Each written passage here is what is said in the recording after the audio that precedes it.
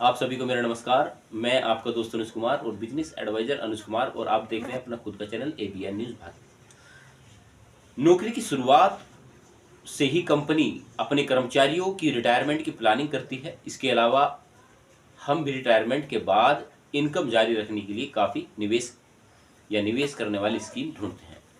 जब भी retirement scheme की बात करें तो कई लोग पीएफ या फिर ईपीएफ में निवेश करने का मशवरा देते हैं। संपूर्ण बातें करेंगे इसी के ऊपर, क्योंकि आपके भविष्य से जुड़ा हुआ है और कहीं ना कहीं पेंशन का मुद्दा भी इसमें स्पेशल रहेगा। तो आप वीडियो को अंत तक देखना। अगर चैनल पर आप पहली बार आए हैं तो चैनल को लाइक एंड सब्सक्राइब जरूर करें। एक कर्मचारी पीपीएफ और ईपीएफ दोनों ही जगह निवेश कर सकता है। इन दोनों स्कीम में एक साथ निवेश कर सकता है। असल में ईपीएफ होता है, उसमें कर्मचारियों के साथ में नियोक्ता भी कंट्रीब्यूशन करता है। वहीं पीपीएफ एक प्रकार की वारंटी या वॉलंटरी स्कीम है।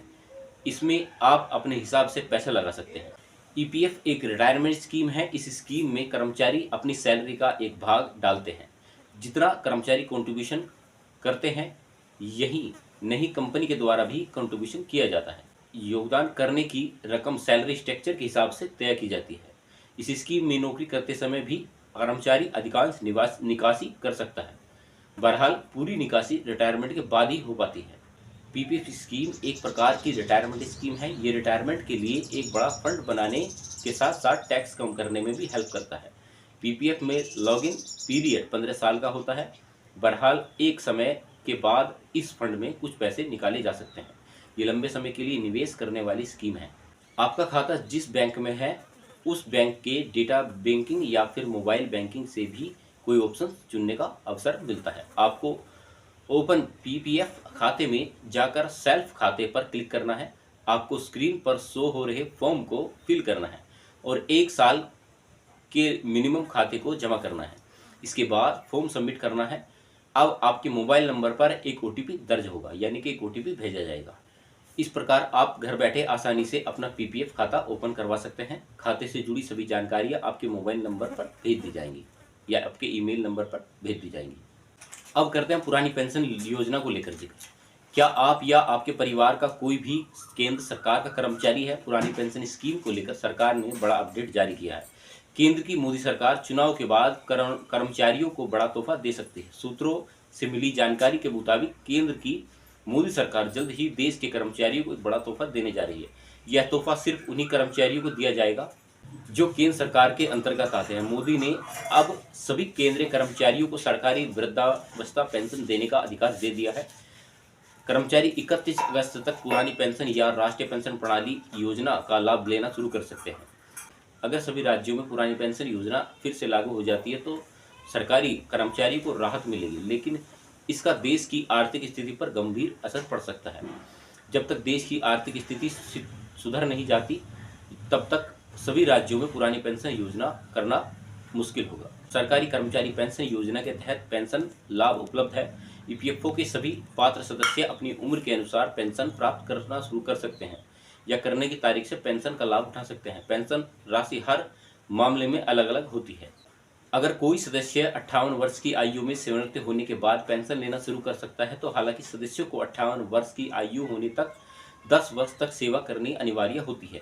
एक ईपीएस योजना प्रमाणीकरण जारी किया जाता है, जिसका उपयोग मासिक पेंशन प्राप्त करने के लिए किया जाने वाली फॉर्म नंबर 10D को भरने के लिए किया जाता है। काम करते समय पूर्ण विकलांगता की स्थिति में पेंशन। यदि कोई ईपीएफओ सदस्य पूरी तरह से अक्षम हो जाता है और उसने पेंशन योग्य सेवा अवधि पूरी नहीं की है, फिर भी वह मासिक पेंशन का हकदार है। पेंशन के लिए पात्र होने के लिए उसके नियोक्ता कंपनी को कम से कम 1 महीने के लिए उसके ईपीएफ खाते में पैसा जमा करना अनिवार्य किया गया है।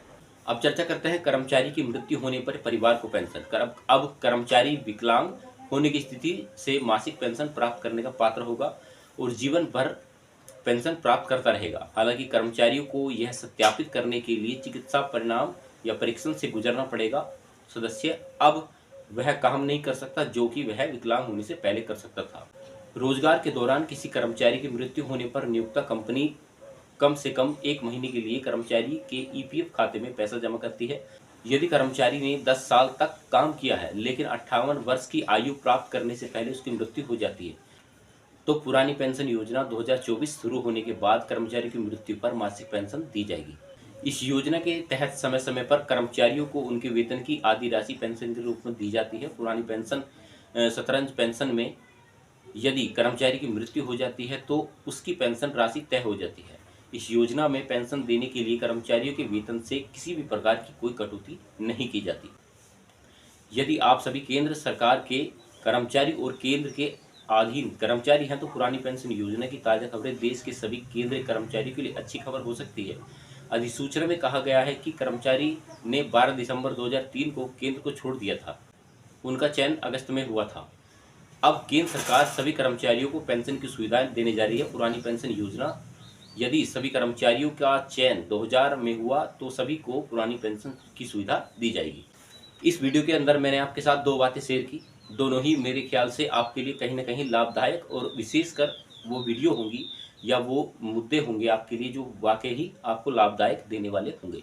और जैसे भी आपको कंटेंट लगा हो, क्योंकि मैं इसी प्रकार की वीडियो बनाने का प्रयास करता हूं जो कहीं ना कहीं आपको कुछ ना कुछ बेनिफिट देने वाला आवश्यक निकलता है। तो ये छोटी सी वीडियो थी, नॉलेजेबल वीडियो थी, तो जितना हो सके इस वीडियो को लाइक, शेयर एंड चैनल को सब्सक्राइब करने की कोशिश करना। और मैं इसी तरह से आपके लिए कंटेंट हमेशा बनाता रहूं, तो ये आशीर्वाद मुझे आपसे चाहिए। चलिए मिलते हैं आपसे ऐसे ही नॉलेजेबल मुद्दे के साथ, तब तक अपना ख्याल रखें, तब तक के लिए जय हिंद, वंदे मातरम।